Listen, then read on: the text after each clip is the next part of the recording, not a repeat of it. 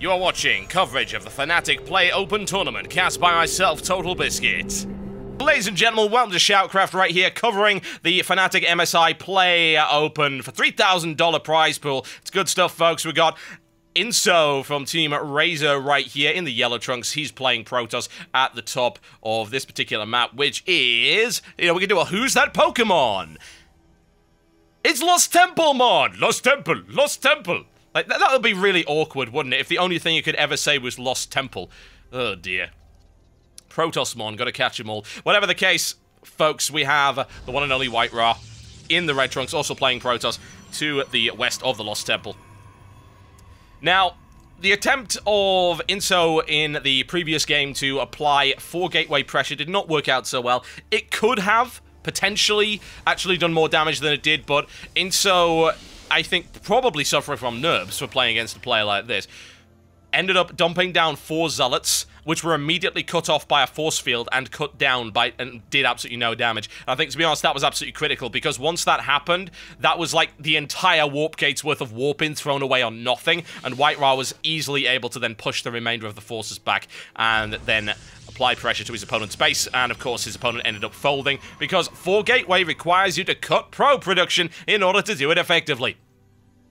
So, your economy's in not such a good state if it actually fails. Some people call 4 gateway all in. I find terms like that to be obnoxious, and the reason I call them obnoxious is because all in implies if that fails, you lose. Yeah? It's like throwing everything away. It's a poker term. And that's actually not what it is. 4 gateway to me is not an all in, because, yeah, of course you can come back from it, but you'll just be at a significant disadvantage. I just call it's a risky strategy. It's a top-heavy strategy. It's an aggressive strategy. You will not lose the game if your 4-gate push fails, but you are certainly placed at a disadvantageous position. So yeah, again, a phrase that I do not like, all in. That's one of my pet peeves. I know Sean hates meat shield. I hate all in. I also don't really like cheese either. I love cheese. I'm not lactose intolerant, but there you go. White Ra, you might say, Totalbiscuit, why are you talking about what they're building? Because you're not blind. You can see what they're bloody well building in the early stages of the game.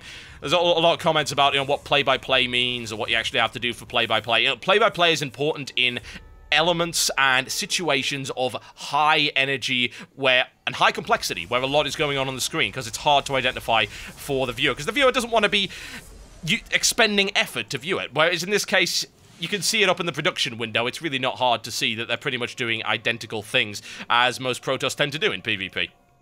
But White Ra, once again, trying to limit the options of his opponent and doing a good job of it. This time, however, Inso decides we're going to try and cut our way through that assimilator. It'll take him a little bit of time to do it, but he actually ignored it completely last game and went straight through the 4 gateway approach, which didn't work out so well for him.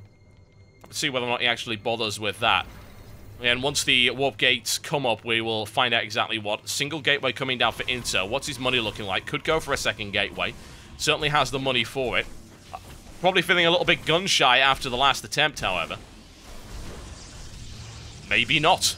3 gateways. Could again go through the robotics facility. Very, very likely. We'll see. Finally takes that assimilator out.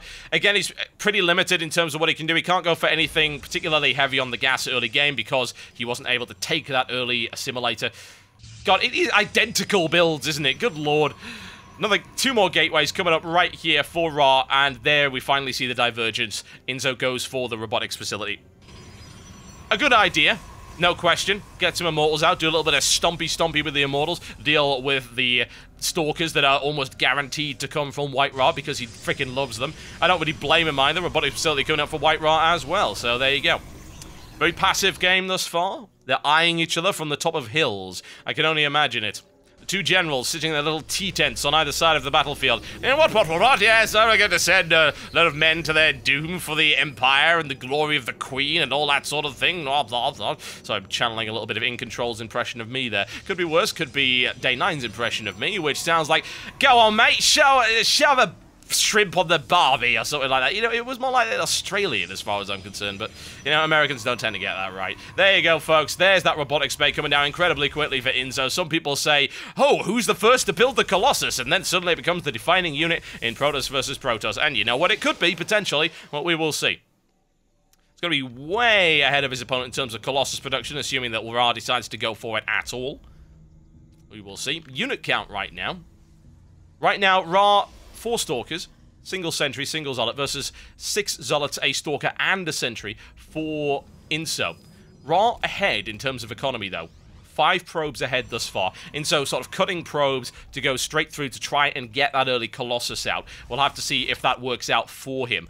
The attempts to get early Colossus in the past, in the games that we've cast today, don't seem to have worked out so well for anybody. Yes, there's the pass with the observers. They do not see each other. This is like 2 secret ancient men. They pass each other in the street. They have no idea of who they work for. But we will find out soon enough. Colossus on the way up. And it has been spotted pretty much immediately. White Ra is aware of what's coming up. What will his counter be? He builds his own. Feeling pretty confident. Interesting. Especially, actually, yeah, no, he has spotted it. He knows it's coming.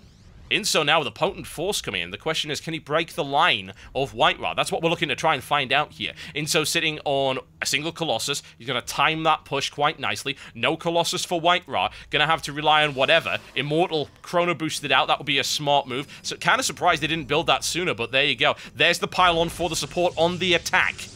Now, can White Ra hold this off? He's good at holding things off, folks, and he does have a sentry, so he needs to place it very, very well. Observer is up, though, so he can snipe up there. There's the Colossus fire coming in right there. Needs to deal with that Colossus right now. Shields are up, but White Ra is really outnumbered here.